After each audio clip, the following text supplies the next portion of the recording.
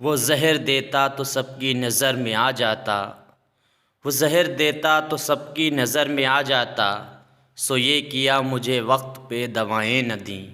ناظرین، میں ہوں بسم آفتاب عالم اور آپ دیکھ رہے اردو ہندی نالج چینل۔ آج جو میں آپ کے سامنے سوالات لے کر آیا ہوں اس میں ہم بات کریں گے، صرف ایک ہی لائن میں سوال اور جواب ہوگا۔ یہ بہت ہی چنندہ میں سوال آپ کے سامنے لے کر آیا ہوں اور ایسے ہی لاتا رہوں گا جب تک اردو GIC لیکچرار کا جو فائنل ایگزام ہے وہ نہیں ہو جاتا۔ اس میں یاد رکھنا، اس میں آپ کو مضمون تو لکھنا ہی لکھنا ہے، ساتھ ہی ساتھ میں 50 نمبر کا آبجیکٹیو بھی ساتھ میں ہوگا اردو کا یا جو بھی سبجیکٹ آپ کا ہے۔ اس کے بعد میں آپ کو تھیوریکل میں ہی ہندی میں بھی آبجیکٹیو پیپر ہوگا اور ساتھ ساتھ اس میں بھی مضمون لکھنے ہوں گے۔ تو میں بات کرتا ہوں، قصیدہ جو ہے، قصیدہ عربیوں کی ایجاد ہے۔ سوال اور جواب ایک ہی لائن میں ہوگا، آپ اس کو نوٹ کر سکتے ہیں، یاد کر سکتے ہیں۔ چنندہ سوال لائیں گے۔ کچھ لوگ ایسے بھی ہیں جو چینل پر پڑھاتے ہیں، بچے ان کے پاس پڑھ رہے ہیں اور ان میں سے ان کے سوال ایسے ہوتے ہیں جو بہت نیچے کوالٹی سے لا کر پوچھتے ہیں۔ قصیدہ کسے کہتے ہیں، مثنوی کا لغوی معنی، یہ بکواس چیزیں نہیں آتی ہیں، پکا یاد رکھنا۔ لیول جو ہے بہت اٹھ چکا ہے، یہ مت سمجھیے کہ اردو سبجیکٹ اگر ہے تو بہت ہی آسانی سے ہم نکل جائیں گے۔ بالکل نہیں نکلو گے، مر جاؤ گے، کچھ بھی کرو نہیں، پیپر آپ سے ہلے گا۔ اور اگر جو لوگ ایسے سوالات آپ سے کو پڑھاتے ہیں یا سمجھاتے ہیں ان سے پوچھ لیجیے آپ نے کون سا ایگزام نکالا تھا، پتہ چل جائے گا۔ ان کی ڈیٹیل، ان کی بایوگرافی بھی چیک کر لینا چاہیے۔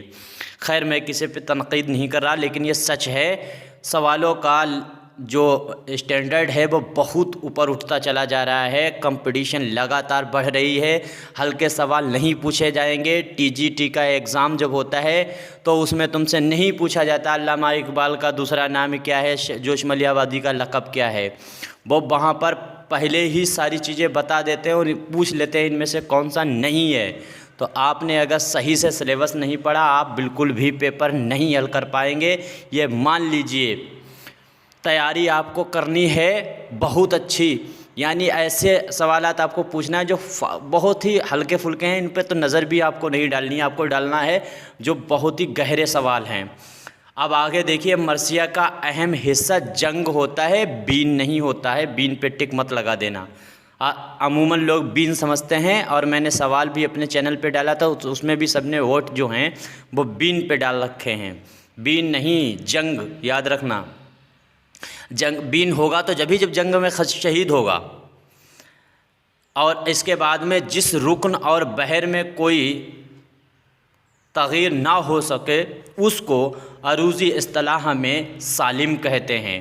یاد رکھنا، الفاظ ایسے الفاظ جس میں آپ پریورتن نہیں کر سکتے، ان کے الفاظوں کو بدل نہیں سکتے، ان کو عروضی زبان جو ہے، یہ عروض جو ہوتا ہے یہ شاعری میں ہوتا ہے، اور شاعری میں ایک یہ علم ہے جس کو شاعر ہی سمجھتے ہیں، پھر کبھی اس پہ بھی ویڈیو بنائیں گے۔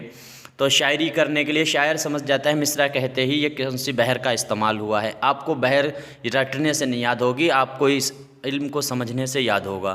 تو جس میں تغیر نہ ہو سکے اس کو کیا کہتے ہیں، اس کو سالم کہتے ہیں۔ اس کے بعد میں شعر کو تولنے کے عمل کو کیا کہتے ہیں، تختی۔ یاد رکھنا، تختی لفظ کو کاٹ کاٹ کے نکالتے ہیں، جیسے رولا سوٹھا چھند وغیرہ ہندی میں نکالا جاتا ہے، ایک لگو ہوتا ہے، گرو ہوتا ہے، اسی طرح سے اس میں بھی رکن نکالے جاتے ہیں، تختی سے نکالتے ہیں۔ تو وزن، شعر کے جو وزن ہے اسے تولنے کو کیا کہتے ہیں، تختی، یہ یاد رکھنا۔ اس کے بعد میں جس کے دونوں مصروں میں ہم قافیہ اور ہم وزن ہو، ایسی نظم کو مثنوی کہتے ہیں، جس میں دونوں مصروں میں قافیہ، ردیف اور وزن برابر ہونا چاہیے۔ اس کے بعد میں مروجہ مرثیہ کے ایک بند میں 6 اشعار ہوتے ہیں۔ آگے، جان بوجھ کر انجان بن کر بلاغت اشعار میں، اگر ایسا اشعار ہے جس میں جان بوجھ کر شاعر انجان بن رہا ہے تو اس میں تجاہل عارفانہ ہوتا ہے۔ تجاہل مطلب ہی ہوتا ہے جاہل، جاہلت کرنا، جان بوجھ کر انجان بننا، تجاہل عارفانہ اس میں ہوتا ہے۔ اس کے بعد میں دل پسند انداز سے کسی چیز کا طلب کرنا جو ہے مطلب جو ہے نکالنا، ایسے اشعار جس میں اپنی مرضی سے اس کی میننگ کچھ اور نکالے، موت کا ایک دن معین ہے، نیند رات بھر کیوں نہیں آتی، اس طرح سے کہ مطلب کچھ اور ہے بتا کچھ اور ہے، اس کی وجہ کچھ اور بتا رہے، ایسے اگر اشعار ہے جو جیسے ساحل سے سر پٹکتی تھی موج فرات، یہ وہ آپ نے شعر سنا ہی ہوگا، اس میں کیا ہوتا ہے حسن تعلیل ہوتا ہے۔ یہی اب تم سے تشبیہ اور استعارہ نہیں پوچھا جاتا، کیونکہ تشبیہ آدمی یاد کر رٹ ڈالی ہے سب نے، استعارہ بھی رٹ ڈالا ہے، اس لیے وہ ایسے صنعت کو پوچھتے ہیں جیسے تجاہل ہے، حسن تعلیل ہے، تجاد بھی بہت کم پوچھتے ہیں، لوگوں نے یہ رٹ ڈالے ہیں، ہائی اسکول میں انٹر میں بھی رٹ ڈالے ہیں، وہ انہوں نے اسٹینڈرڈ بدل دیا ہے پوچھنے کا، تو یاد رکھنا حسن تعلیل زیادہ تر پوچھا جاتا ہے، تو اس میں آپ کو سمجھنے کے لیے بہت آسان طریقہ ہے، مطلب کچھ اور ہو، شاعر کچھ اور اپنے خیال سے بدل دے، اس کا معنی بتائے۔ اس کے بعد میں جب بات عقل و عادت دونوں کے نزدیک ممکن نہ ہو تو اس میں کیا ہوتا ہے، اس ایسے شعر میں کیا ہوگا، اس میں تبلیغ ہوتا ہے۔ اس کے بعد میں جس نثر میں، یاد رکھنا نثر کی بات کریں، جس نثر میں وزن ہو مگر قافیہ نہ ہو، اصطلاح اسے مرجز کہتے ہیں، اسے اصطلاح میں مرجز کہتے ہیں۔ ایسی نثر جس میں وزن نہ ہو مگر آخری لفظ میں قافیہ ہو، اس کو مقفع کہتے ہیں۔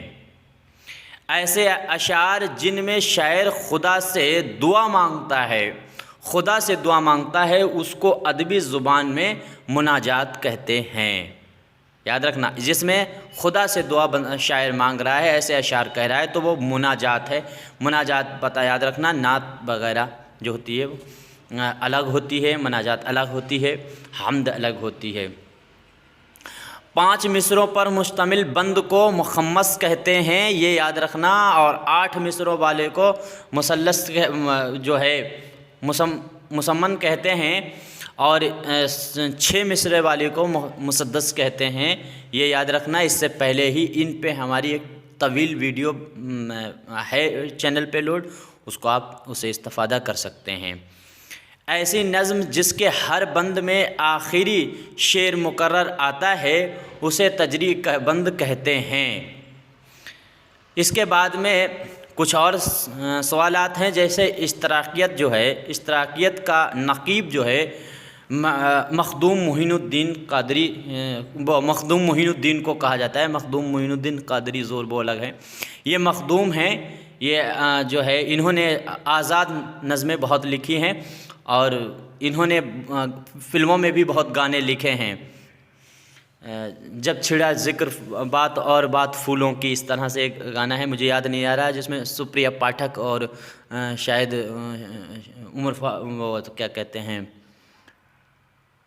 فاروق شیخ اس میں ہیرو ہے۔ اس کے بعد میں جو کہانی سے بے نیاز ہو، اس کو تجریدی افسانہ کہتے ہیں۔ اس کے بعد میں ابراہیم عادل شاہ جو ہے وہ اردو شاعری کا جگت گرو کہا جاتا ہے۔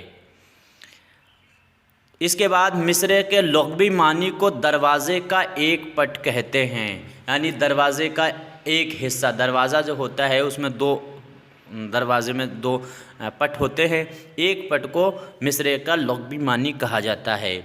امیر خسرو جو ہیں ان کو سلطان الہند کا لقب جو ہے وہ جلال الدین خلجی نے دیا تھا۔ علاؤالدین خلجی جو ہیں ان کا یہ بھتیجا ہے، اور یہ 1296 کے آس پاس گدی پہ بیٹھا ہے۔ اس کے بعد میں عبد الماجد دریاوادی نے علامہ اقبال کو امام العصر کے لقب سے پکارا۔ یہ کس نے، اب یاد رکھنا، علامہ اقبال کو امام العصر جو ہے یہ لقب کس نے دیا ہے، تو عبد الماجد دریاوادی نے۔ اس کے بعد میں منشی دیا نارائن نگم نے جو ہے جوش ملیحہ وادی کو شاعر اعظم کہا تھا۔ شاعر اعظم کا لقب جوش ملیحہ وادی کو منشی دیا نارائن نگم نے دیا تھا۔ اس کے بعد مہدی افادی جو ہیں انہوں نے کیا کہا تھا، یہاں پہ غلط لکھا ہوا ہے، مہدی افادی نے شبلی نعمانی کو جو ہے تاریخ کا معلم اول کہا ہے، تاریخ لکھنے میں جو ہے شبلی نعمانی کو معلم اول کہا گیا ہے۔ اس طرح سے میں نے یہ بہت ہی خاص سوالات آپ کے سامنے رکھے ہیں، ان کو آپ رٹ ڈالیے۔ اس کے بعد میں ایسے ہی سوالات لائیں گے جن کا اسٹینڈرڈ اونچا رہے۔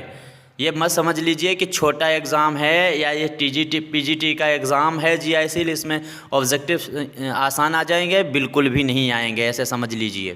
بھول جائیے وہ دن، جب وہ دن گئے ہیں جب بہت ہی آسانی اردو میں آسانی سے ہو جاتا تھا۔ ایک بہت ہی اہم میرا ویڈیو ہے جس پہ ہم بات کریں گے، وہ ہمارے ساتھی جو آئے ہوئے تھے ان کے سامنے میری گفتگو ہوئی تھی، جس میں میں نے بات کی تھی کہ اردو کا جو معیار گرا ہے، جو اردو زبان کی حالت خراب ہوئی ہے یا اس کا دائرہ بہت سمٹ کر رہ گیا، اس پہ بات کی تھی میں نے۔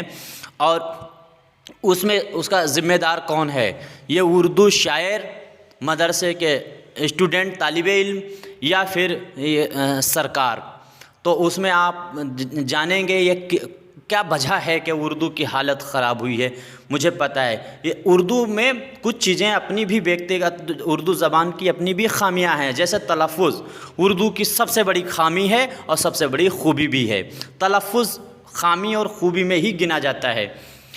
جیسے ہندی بھاشا جو ہے اس کی شرو ریکھا جو اس میں کھینچی جاتی ہے وہ اس کی بہت بڑی خامی ہے، باقی اس میں سب خوبیاں ہیں۔